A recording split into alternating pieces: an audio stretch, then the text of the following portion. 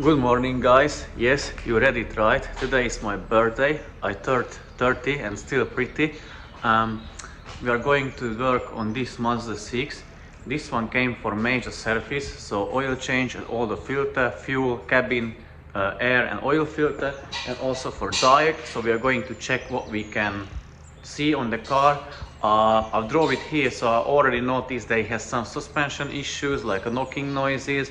Also, it jumps out from the 6th gear, and I can hear that it has the flywheel issue as well. I would say it has a noisy flywheel. Obviously, it is a 2030 model, so we will let the owner know what we found, but he will have to decide if he wants the things get done, because I don't know the value of this car, so maybe it's not worth it. Obviously he will decide and let us know once he wants us to get any other jobs done on the car. And in the meanwhile, then he's removing the camshaft from this one. He's already lifting it up, putting on jack stands and removing the camshaft. And I brought few parts for that Mazda. I still need to get a vacuum pump, so basically we'll be doing the job or checking and testing once we've got the parts together, so we can straight swap them, test it, check if it solves the issue or not. But without further ado, let me get changed and start working on this one. It will be quite quick from the major service side. I'll try to show you as much as I can, or the best as I can, like how it is done, but it's really easy. Everybody should be able to do it at home, I would say. So yeah, let me get changed and start working on it. Daniel's gonna record the engine, because when I press the clutch it is shaking, and when I let my foot off from the clutch, it is not shaking.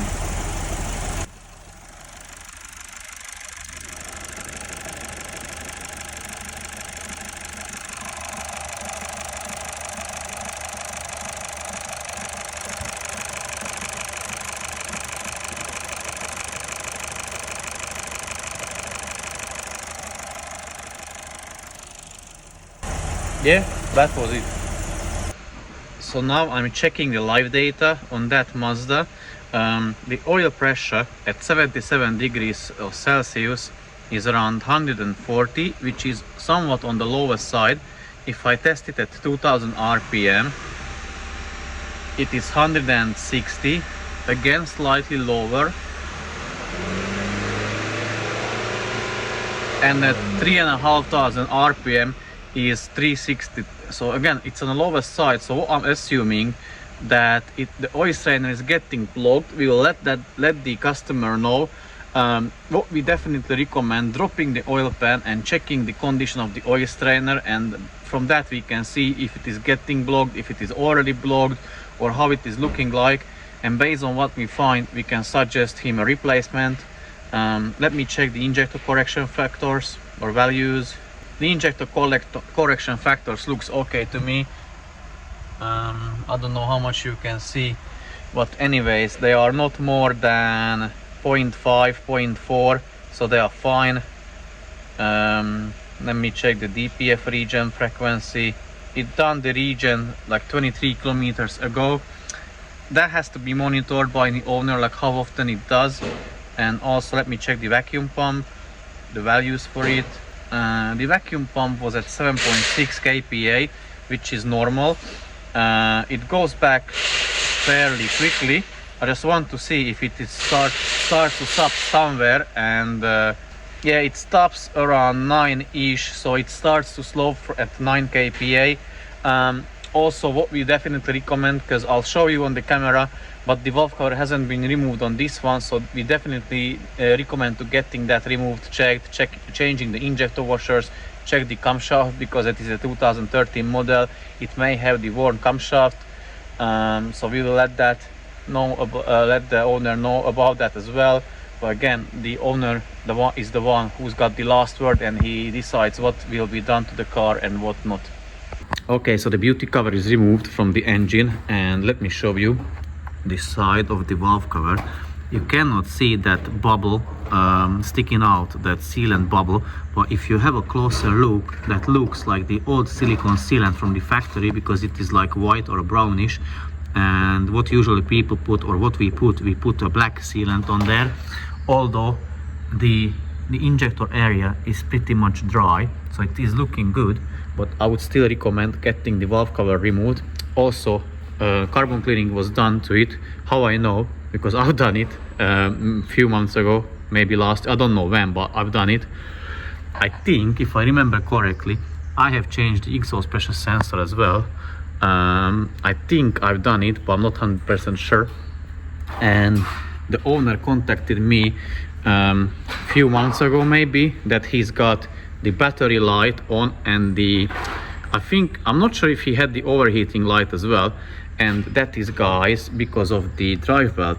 So if you ever have the battery issue or a battery charge or a charging problem with this car and the overheating problem, check first your drive belt, auxiliary belt, or whatever you call it, because if that snaps, it won't spin the alternator anymore, and below the alternator there is a water pump which is driven from the same belt, so you will lose the cooling feature or the cooling system, and you can cook the car or cook the engine, which you don't really want, I would say. So yeah, now let me put on the gloves and start working on it. First I'm going to change the air filter, then the cabin filter, fuel filter, drain the engine oil and change the oil filter and fill it up with oil. So the air filter is basically just two clips, one here, one on the other side. You can lift off the box.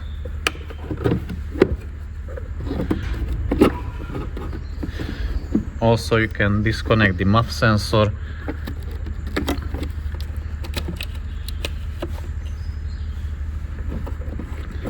And you can remove the air filter.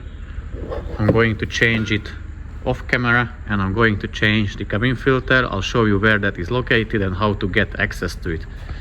So the cabin filter is located behind the glove box. So you open the glove box, you push this one in and that one in, and you can disconnect that. I don't know what that is called. So basically it just helps it like thumb down, like smoothens the movement of it. I don't know what that is, maybe a gas strut or something like that. So basically you pull that off and push them together, and you can remove the glove box, and the cabin filter will be just behind it. So the gas strut, you just pull, and as I said, push this one, that one. You can lower the glove box, and there is the cabin filter. So you can undo or remove it by pushing the tab and pulling it towards yourself, and then you can replace it with the new one. So I removed the battery to get access to the fuel filter. There is the fuel filter. You need to disconnect the connector and remove them two, I think they are 12mm nuts, so undo them. And there are two fuel lines. One you can see there is a clamp, and another one is maybe a little bit more behind. So basically you need to undo two clamps, and then you can remove the fuel filter and change it. They are maybe 10mm nuts or 12, I'm not sure. Either those are 10 or those on the top. And then said that he's going to drain the oil for me because of my birthday, so that I don't have to crawl underneath the car. It's so fond of him. I won't show that. The oil filter drain plug, sorry, the oil drain plug is, I believe it's either size 8 hex a bit or a 17mm socket. And the oil filter is basically, you need to use that 3-joule oil filter wrench, what we use for them. So there are two windows, what then just removed. So it is held by, I guess, one 8mm screw, and then there is another one for the oil drain plug. So drain the oil, he will drain the oil. I'm going to replace the fuel filter and then start the car up, and obviously reset the oil data and set the maintenance schedule as well. Now the fuel filter is replaced. I recommend filling it up with diesel before you put it back, so the car will start up then a lot easier. I'm not 100% sure but I think you can bleed it here as well if you just remove this cap and pull vacuum on it, or with a suction pump suck out some air, or with, like, you suck until it like fuel will come from here, but I'm not sure on that one. If you want to see a full video how to do the fuel filter replacement, I've got one on the channel. If I don't forget, I'll try to link that into the description of this video, but you can have a look it on my channel. So when we removed the oil filler cap, we noticed it is full of oil sludge. So now we're going to use the endoscope, the camera, and have a look inside what we can see on the camera and how the things look like underneath the valve cover. But according or based on what we see here on the oil filler cap, the things are not looking promising. So the major service is done. We've done the check, we've done the diagnosis. On the diagnosis, I found out that the oil pressure is on the lowest spectrum, so I would recommend getting the oil pan dropped to see the oil strainer. I'll definitely recommend removing the valve cover and see, so basically valve cover inspection or exhaust camshaft inspection, to check the exhaust camshaft and check the oil sludge buildup underneath the valve cover. But there is, as we could see from the oil filler cap, we've checked the suspension, the brakes. The brakes are getting close to the minimum, so they are on the way out, obviously. And also we've checked the suspension. We'll be going for a test drive as well, but from the check we noticed very likely probably the drop links needs replacement, maybe the ball joint, and also the customer complained that he can hear like a squeaking noise when he goes over speed bumps or bumps. So yeah, we think that is the drop link, but we will check it further, and based on what we find, we'll recommend what job needs to be done. But definitely two things which we definitely recommend is removing the valve cover and dropping the oil pan. So we are going now for test drive, and once we've done that, I'm going to show you how to reset the oil data and the schedule, maintenance schedule on these pre-facelift Mazda 6s. So on the test drive, when we drove it, as I said, it is jumping out of the 6th gear, but I think we can fix it, because if I hold it there in the 6th gear, it doesn't jump out. So what we think, there is a problem with the gear linkages only. Also, on the way back home, we didn't hear any suspension noises, but we still think that is the drop link or anti-roll bar. And also I'm going to show you in a separate video how to reset the oil data and how to reset or set back the maintenance schedule on these pre-facelift Mazda 6s or Mazda 3s or Mazda CX-5s. But yeah, I think that was it to sum up. So basically what we recommend the customer to get the oil pan dropped, remove the valve cover, and very likely the flywheel has noises, so it has to be changed. And yeah, brakes are close to the front brakes are close to the limit, but only the pads, the discs are still good. I hope you liked the video or enjoyed it at some level. It was maybe gave you any value, or you learned something, or it was at least some kind of entertainment for you. If so, feel free to leave super thanks underneath the video, or if you buy anything through the link in the description, I will earn small commission from it. So basically it is an affiliate link to Amazon website. But anyways, thank you very much for watching, and see you very soon in the next video. So take care and bye bye guys.